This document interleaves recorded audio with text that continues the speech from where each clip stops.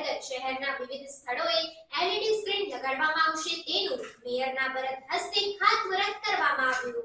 શહેરમાં હવે હોર્ડિંગ્સના જંગલરાજથી છુટકારો મળશે। વડોદરા મહાનગરપાલિકા દ્વારા આગામી દિવસોમાં શહેરના પર્યાવરણ જાળવણી તથા શહેરની સુંદરતાને ધ્યાનમાં રાખીને એલઈડી સ્ક્રીન લગાડવામાં આવશે। વડોદરા મહાનગરપાલિકા દ્વારા સ્પેશિયલ આસિસ્ટન્ટ સ્વર્ણિમ ગ્રાન્ટ અંતર્ગત 10 કરોડના ખર્ચે શહેરના વિવિધ સ્થળોએ અંદાજે 40 જેટલા એલઈડી સ્ક્રીન લગાડવામાં આવશે, જે માટે શહેરના સયાજીબાગ ગેટ નંબર 3 પાસે મેયર તથા સ્થાયી સમિતિના ચેરમેનની વિશેષ ઉપસ્થિતિમાં ખાતમુહૂર્ત કરવામાં આવ્યું।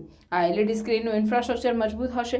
5 વર્ષની વોરંટી સાથે વોટરપ્રૂફ એલઈડી સ્ક્રીન લગાડવામાં આવશે, જેમાં 10x10 અને 20x20 ના એલઈડી તથા 2 જગ્યાએ ડાયમેન્શનલ એલઈડી સ્ક્રીન લગાડાશે, જેના માટે હાઈએસ્ટ બિડ કરાશે। આ એલઈડી સ્ક્રીન પર લોકલ ઇવેન્ટ, સ્વચ્છતા તથા આરોગ્ય જેવા કાર્યક્રમો દર્શાવાશે। અન્ય શહેરોમાં સફળ પ્રયોગ બાદ વડોદરામાં હવે આગામી દિવસોમાં હોર્ડિંગ્સના જંગલરાજનો અંત આવશે। આ એલઈડી સ્ક્રીનનું સ્ટ્રક્ચર 140ની ગતિ આવતા વાવાઝોડા સામે પણ ટકી શકે તેવું હશે। આજના ખાતમુહૂર્ત કાર્યક્રમમાં વડોદરાના પ્રથમ નાગરિક એવા મેયર પિંકી સોની, સ્થાયી સમિતિના ચેરમેન ડોક્ટર શીતલ મિસ્ત્રી તથા મ્યુનિસિપલ કાઉન્સિલરો રાખી શાહ, રૂપલ મહેતા, હીરાભાઈ કંચવાણી, ડોક્ટર હિતેન્દ્ર પટેલ, નગર પ્રાથમિક શિક્ષણ સમિતિના અધ્યક્ષ મિનેશ પંડ્યા તથા અન્ય કાઉન્સિલરો, પાલિકાના પદાધિકારીઓ ઉપસ્થિત રહ્યા હતા। વડોદરા શહેરના સયાજીબાગ ખાતે ગેટ નંબર 3 પાસે 3D એલઈડી સ્ક્રીન લગાવવાના કામનું આજરોજ ખાતમુહૂર્ત કરવામાં આવ્યું। જે 3D એલઈડી સ્ક્રીન છે એમાં રિયલ વર્ઝન હોય, રિયલ ઇફેક્ટ હોય, એ રીતના તમને શહેરીજનોને વિઝન મળશે અને સમગ્ર શહેરમાં લગભગ 40થી 42 જગ્યાએ વિવિધ સ્થળો પર આ રીતના એલઈડી સ્ક્રીન લગાવવામાં આવનાર છે। સ્વર્ણિમની સ્પેશિયલ ગ્રાન્ટમાંથી લગભગ 10 કરોડના ખર્ચે આ એલઈડી સ્ક્રીન લગાવવાનું કામનું આયોજન છે।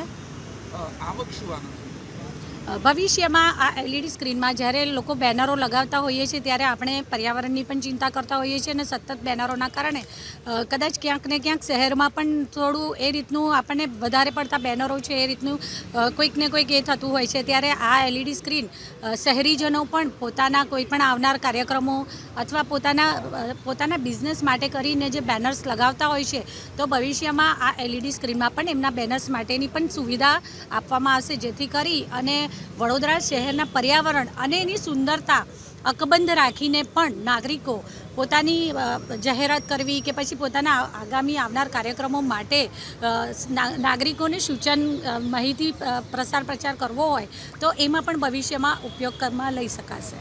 વડોદરા શહેરમાં વડોદરા કોર્પોરેશન દ્વારા 10 કરોડના ખર્ચે લગભગ 40 જેટલા એલઈડી ટીવી કે જે 10x10 ફૂટ અને 20x20 ફૂટના હશે। આમાંથી 35 જગ્યાએ 2 ડાયમેન્શનલ એલઈડી ટીવી લાગશે, P4 ટાઈપના, અને 5 જગ્યા માટે 3D એલઈડી ટીવી લાગશે।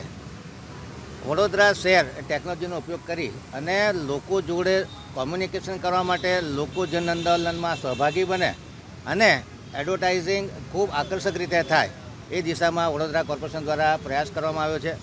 આવનારા સમયમાં આનું ઇન્ફ્રાસ્ટ્રક્ચર ઊભું થયા પછી આ ઇન્ફ્રાસ્ટ્રક્ચરમાં 5 વર્ષની વોરંટી સાથે આ એલઈડી ટીવી લગાડવામાં આવશે, જે વોટરપ્રૂફ હશે। વરસાદમાં પણ વાવાઝોડા, લગભગ 140 કિલોમીટરનું વાવાઝોડું આવે ત્યાં સુધી આ સ્ટ્રક્ચર સ્ટેબલ રહેશે। એક વખત ઇરેક્શનનું કામ પૂરું થયા પછી જમીન મિલકત શાખા દ્વારા આનો જમીન મિલકત કોમર્શિયલ દ્વારા ઇજારો કરી અને જે હાઈએસ્ટ બિડ કરશે એમને આને એડવર્ટાઇઝિંગના રાઇટ આપવામાં આવશે। આ એલઈડી ટીવીના લીધે વડોદરા કોર્પોરેશન અને તમામ એડવર્ટાઇઝિંગ વાળી કંપનીઓ જનતા જોડે સીધા સંવાદ કરી શકશે, સીધું કોમ્યુનિકેટ કરી શકશે। વિઝ્યુઅલ માધ્યમની ઇફેક્ટ ખૂબ સારી હોય છે। અન્ય મહાનગરોના અનુભવ પણ ખૂબ સારા છે।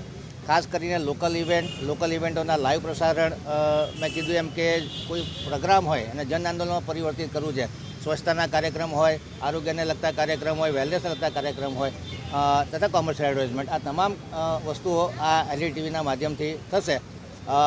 ખાસ કરીને જે એડવર્ટાઇઝિંગનું આ જે રાઇટ લેશે એ કંપનીના થકી કોર્પોરેશનને આવક ઊભી થશે। આશા રાખીએ કે આવનારા 3-4 વર્ષમાં આ ખર્ચો કોર્પોરેશન રિકવર કરી શકે અને વડોદરા શહેરમાં જે હોર્ડિંગનો માહોલ છે એના બદલે લોકો આ ઇલેક્ટ્રોનિક માધ્યમથી એલઈડી ટીવી પર એડવર્ટાઇઝિંગ કરવા માટે વધુ પ્રેરાય, જેથી કરીને હોર્ડિંગ કે જે ખાસ કરીને વાવાઝોડા સમયમાં ખૂબ જોખમકારક સાબિત થતા હોય છે એની પર કંટ્રોલ લાવવાની પણ કોર્પોરેશન કોશિશ કરશે।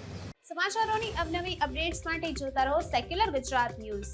સાથે સેક્યુલર ગુજરાત ન્યૂઝ ચેનલને લાઇક, શેર અને સબસ્ક્રાઇબ કરો અને બેલ આઇકોન દબાવીને સમાચારોની ઝડપી માહિતી મેળવો.